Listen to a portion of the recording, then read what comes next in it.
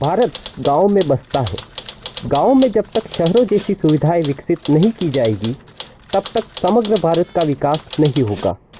गांव को लेकर यह अवधारणा थी राष्ट्रपिता महात्मा गांधी, जिसे आज भी पूरी तरह से आत्मसात करना शेष है।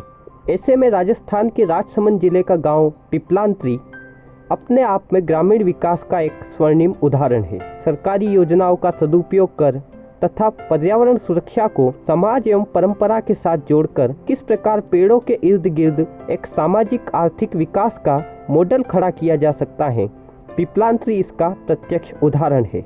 एक समय था जब गांव आसपास की खदानों के मलबे से परेशान था।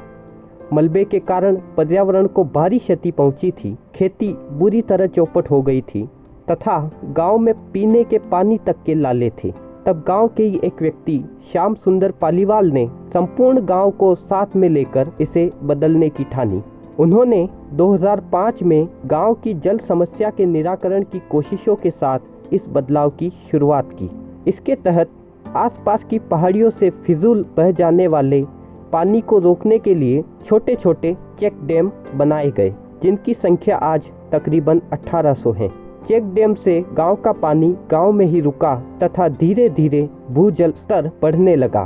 परिणाम स्वरूप गांव में पीने के पानी तथा खेती के लिए पानी उपलब्ध होने लगा। आज पिपलांत्री पानी को लेकर पूरी तरह आत्मनिर्भर है। इसके साथ गांव तथा आसपास की सरकारी भूमि पर सघन वृक्षारोपण किया गया। इसको समाज के साथ जोड़ने के लिए गांव में हर बेटी के जन्म पर 111 तथा किसी शख्स की मृत्यु होने पर 11 पौधे रोपने की परंपरा शुरू की गई। गांव की महिलाएं एवं बेटियां रक्षाबंधन के अवसर पर पेड़ों को राखी बांधती हैं। इसका परिणाम यह हुआ कि कभी संगमरमर के मलबे से सफेद हो चुकी पहाड़ियां फिर नीली चादर ओढ़ने लगी। गांव में अब तक विभिन्न प्रजातियों के लगभग 3 लाख फलदार एवं औषधीय पौधे लगाए जा चुके हैं, जिससे गांव का पारिस्थितिकीय तंत्र तो मजबूत हुआ ही है, साथ ही इसने पर्यावरण आधारित रोजगार की संभावना को भी जन्म दिया है। गांव में एलोवेरा की खेती को बढ़ावा दिया गया तथा एक प्लांट की स्थापना की गई,